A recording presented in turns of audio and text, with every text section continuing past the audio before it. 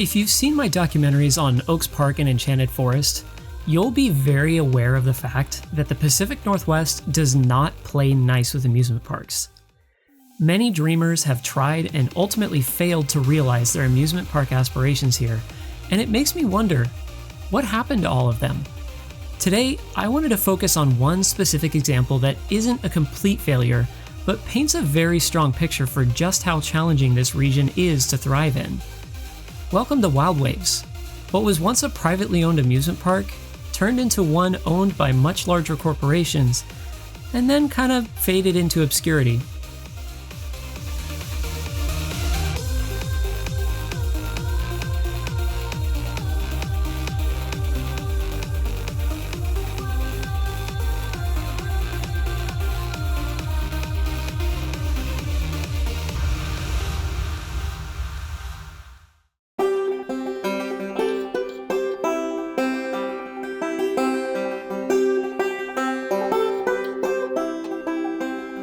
Enchanted Village, or Wild Waves Theme and Water Park, or Enchanted Parks, or Six Flags Wild Waves, all of which it was previously or currently known as, is Washington State's only amusement park with larger scale rides. Yeah, you heard that correctly. My home state has one amusement park. I chose this park not just because it lives in the same state as myself, but because of the clear picture it paints of the challenges that amusement parks face here. In my documentary from Oaks Park, I mentioned this list of amusement parks that have opened and closed here. Looking at this list, there's been about 9 different amusement parks that have tried and failed. So what is it specifically about this region that makes it so challenging for these amusement parks to succeed? How does Six Flags factor into all of this? Do we have any chance of seeing any changes in the future? Maybe with some new amusement parks opening up? Let's find out. In order to understand what kind of challenge we're dealing with here, we need to get a grasp on the region itself. Coming in at over 253,000 square miles, this region is packing volcanoes, evergreens, rain, and more rain. Consisting of rivers, mountains, and lakes, this region doesn't have the largest amount of flat land around. Looking at some other states that have tons of mountainous terrain, like the Virginias, I could see this aspect being somewhat of a corroborating factor. Neither of those states have many amusement parks either, but they also have many other factors contributing to this as well. It definitely does contribute quite a bit to the huge outdoorsy culture we have here, at least. Past the Cascades, however, is the huge region that is fairly flat and full of sand dunes in eastern Washington. These flatter regions, however, are pretty far outside of the major population centers of the state, besides Spokane, which does already have a fairly large amusement park of its own. Having a lack of flat land to build on could definitely pose a challenge for an amusement park to spring up here. This is also not regarding the huge amount of protected and federal land in the area as well. There are just a ton of places here where you just can't develop anything. So this could definitely be one factor, but again, a lot of these areas are just outside the most populous cities in these states. So what about other contributing factors? When I look online and see posts where people are asking why the Pacific Northwest doesn't have many amusement parks, many commenters cite climate as an issue.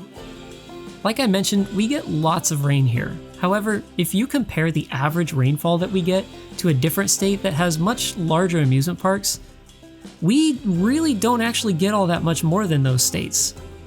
For example, Washington State sees an average of about 30 to 35 inches of rain per year. Comparing this to Ohio, which has both Cedar Point and Kings Island, this state sees an average of 32 inches annually. What about the snow? For Washington, we see about 4 to 6 inches annually, and for Ohio, they get roughly 28 inches. So despite this slightly harsher weather, Ohio has some of the biggest and baddest amusement parks in the country.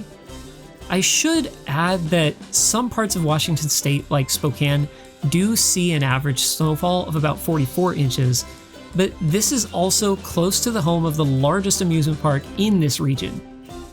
You would expect that the harsher snowfall, as well as the higher humidity in this summer, would contribute more wear and tear on the structures of roller coasters in a state like Ohio. So I'm gonna debunk this as a potential reason for this difficulty. Could it be the population, or potential lack thereof? If you take a look at this region, which includes Idaho, Washington, and Oregon, you get a population of roughly 14 million. Comparing that to even just Ohio, which has a population of 11.76 million, this, in my opinion, is potentially one huge factor in the lack of larger scale amusement parks. There should be something to say about who resides in each state as well. Ohio State is mostly flat with not a lot of things to do, so there isn't exactly a huge hiking culture here. In the Pacific Northwest, because of all the mountains and lakes, there's a fairly sizable portion of the population that spends a lot of their free time hiking, camping, and doing just general outdoorsy kind of things. It should also be noted that these states are not particularly designed as tourist destinations.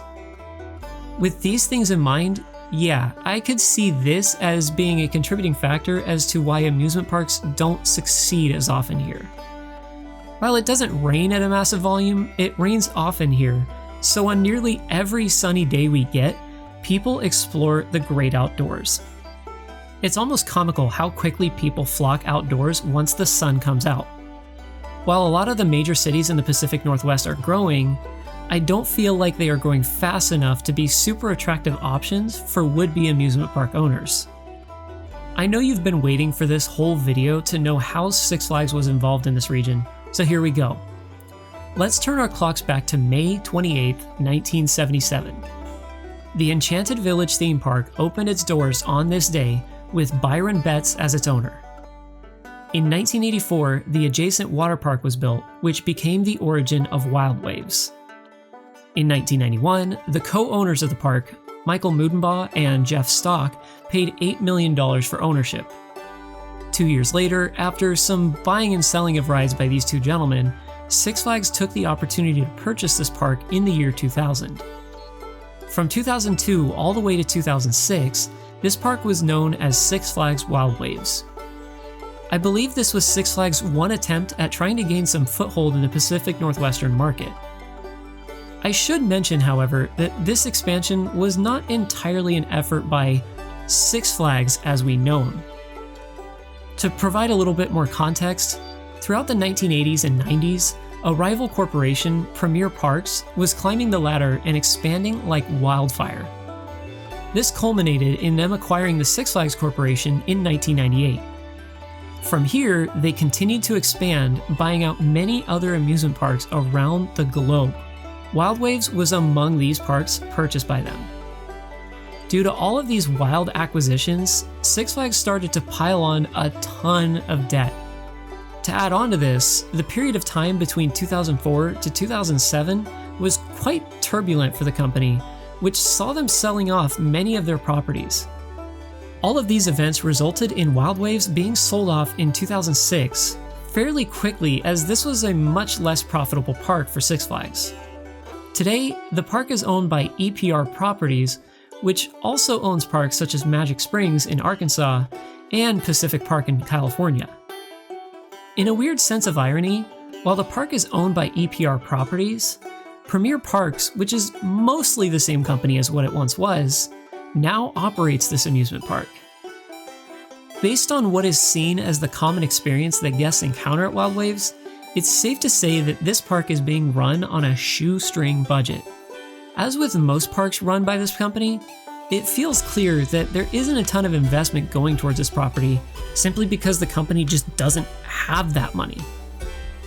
While it's difficult to say exactly what could happen in the next 5, 10, or even 15 years in the amusement industry here in the Pacific Northwest, it's safe to say that with the parks that are still surviving to this day, there's a good chance that we won't lose them if they stay on their present courses, at least for 3 out of 4 of them. What I see happening is most of the parks staying independent, with one of them being held under lock and key to never be sold. This would be Enchanted Forest. regardless of this, the Pacific Northwest is actually seeing a fairly decent amount of population growth when compared to other major cities in the US. What this points to, in my opinion, is that we may see other park operators continue to eyeball the area. I even feel like there's a good chance a place like Leavenworth, one of Washington State's premier tourist destinations, could see something given enough time. This city just saw the addition of its first alpine coaster, and I would almost be shocked if it didn't get at least one more. If it does, then this could make the area start to look a little bit more like Branson, Missouri or Gatlinburg, Tennessee. Both of these areas are home to amusement parks owned and operated by Herschend Family Entertainment. I feel like this could be a bit of a stretch, but if there was any area with major growth potential for tourism, this would be it. Speaking of Herschend, it was just recently in 2022 when they did offer to acquire Silverwood Theme Park.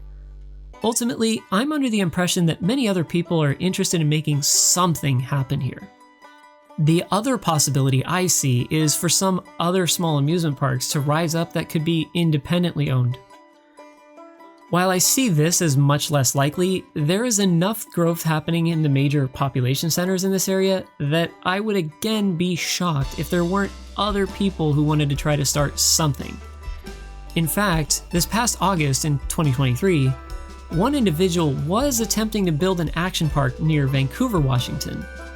At the end of it all, those plans fell through, but I'd recommend keeping an eye on the news around here, as other people are likely to try to do similar things.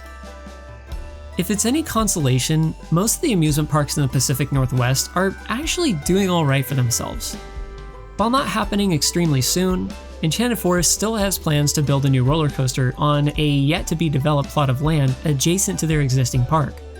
Furthermore, Oaks Park is even planning on building a drop tower ride, which shows that they are experiencing a small amount of growth, which allows them to expand, even slightly. The final example I have for this is Silverwood. This year, they're going to be unveiling the expansion to their water park, Emerald Forest. With their recent opening of their latest roller coaster, Stunt Pilot, this tells me that Silverwood is doing quite well for itself post-COVID, and is expanding in the areas which park leadership deems necessary. Based on the amount of land that is owned by Silverwood, there is a ton of development potential here, and I imagine that if growth continues to happen in this region, then this park will absolutely need to expand to meet the needs of the increasing crowds. I personally foresee them investing in some more family-sized attractions in the near future in regards to the theme park side of their property. There's a good chance Silverwood may see more offers in the near future to be acquired, which I hope never come to fruition. This park is well maintained under the Norton family, and it would be a shame to see it get neglected by a larger corporation. This is where I see the biggest obstacle, however. If a major amusement park chain can get their hands on an existing property here, then they are likely to make a push to succeed in this market. If they can't secure one, then they are likely to stay out of it for good. Silverwood is the one amusement park that has the size and capability for growth that makes it an interesting choice for larger companies to purchase, but the owners show a similarly sized steadfastness in maintaining their ownership of this property. I think it's safe to say that the rate of population growth in the Pacific Northwest is not fast enough for a major corporation to be willing to build a new amusement park from the ground up, unless they see great potential that could outweigh the risk of failure. So for the time being, I guess this means we will maintain the status quo here.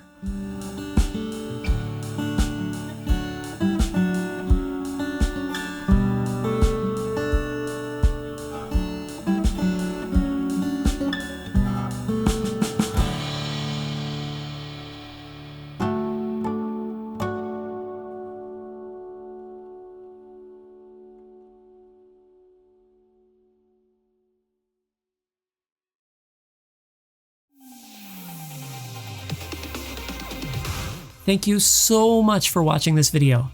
Don't forget to leave a like and comment below and hit that bell icon. Special thanks to our Patreon supporter, Future Collective. $1 a month helps me bring even more content to you guys, and I even have some exclusive content coming, so check it out. Check the description below to find links to the rest of our pages. Thanks for watching the video, and ride on, Coaster Maniacs!